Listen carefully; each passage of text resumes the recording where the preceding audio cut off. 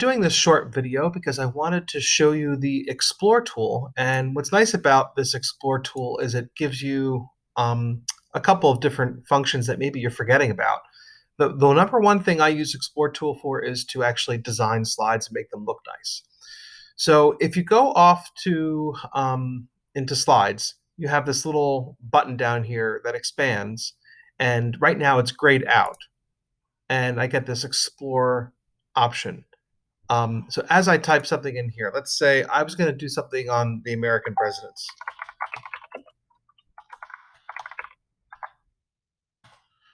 Okay. And then it starts to give me some ideas here. So if I'm using their layout, it actually kind of starts to really understand things. So sometimes Explore isn't available. I'll show you what that looks like in a moment. American presidents, 20th century. Okay, so now I go to my next slide, and it's going to, like always, defaults to that. So I could put in Teddy Roosevelt.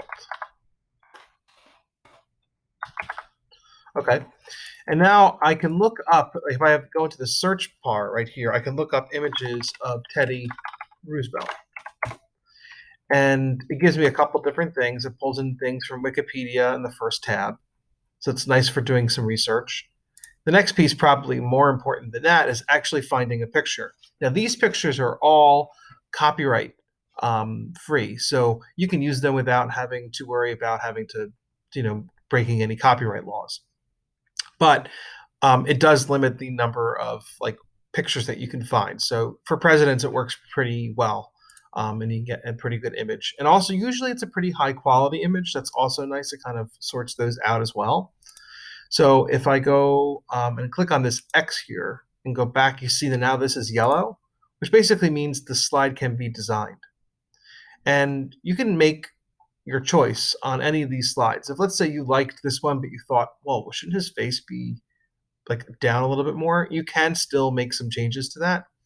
Like, for example, this one's a little bit low. I kind of let's see, that's a good one. And let's kind of move him down a little bit. And you can do that. Basically what they do is they automatically crop and do some, background information. If I had no information I was ever going to put in here and I get rid of this, I get even more design options that are a little more simplistic, and a little more full bleed on the image. So if I wanted to use this one, I could still bring him down a little bit. But you can quickly start to design things without having to do much. The least amount of elements that you have in the slide, that you don't have any extraneous things. So sometimes when we make slides, we end up only having a picture and the title, and we don't delete the other boxes. That's fine. But when you're trying to use the Explore function, the fewer elements, the better. So sometimes Explore won't work. It will just not be available to you. It's because you probably have too many images. So I'll show you another one. Let's see. Taft. William Howard Taft. Okay. I'll look up some images of him. I'll put in this one. I'll put in a whole bunch so it looks like it'll kind of not work and Explore. Okay. So now if I put in two, it should still work. And sometimes it'll do a side by side. It's nice for quick design things. It pretty much gives you what you want when it comes to things. And if you got rid of this element, probably redesign the whole slide entirely without that element. One thing I've noticed is that if I just put in, let me show you what it looks like if I put in another image. Taft bathtub.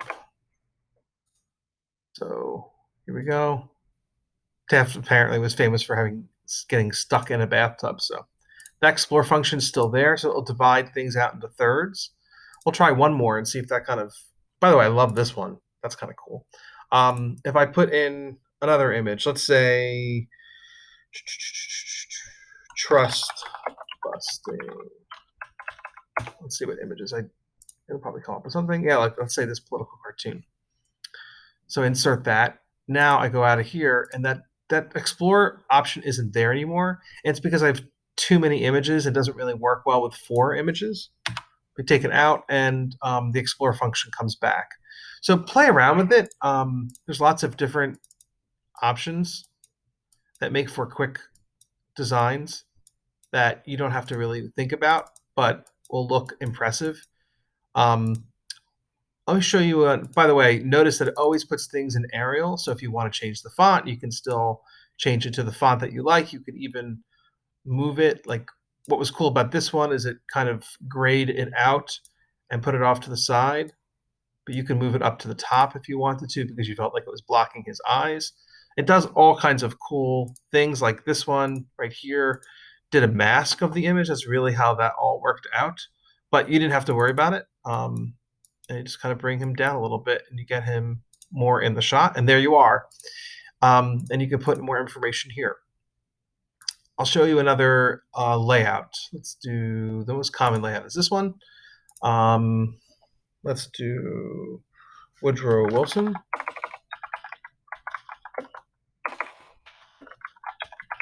And then let's say if I put something in this president of Princeton, governor of New Jersey. Okay, so I put some facts about him, and then let's say I found a picture of him, Woodrow. And I look up images, and I go, that's a good one. And then I click out of here, and I see that this is yellow. It gives me some options of us, like an image, and then that information off to the side. You could still make, if you felt like that's like kind of small, you can make it bigger. You can make this bigger. You can move this down a little bit if you don't like the exact look. And you can get like that. And now you've got this quick slide on Woodrow Wilson. And what's nice about this is that, if you follow the layouts that they have, you'll always get a pretty good design. If you have only those elements there, like you follow these layouts, it will start to recognize things and make it a quick design. If you have under 4 images, then it will work. So if you're wondering why sometimes it doesn't work, it's because it's just like you've got too many things in there. So explore function, whenever I'm making slides, I always play around with explore to see if it makes a better slide than I could possibly design on my own.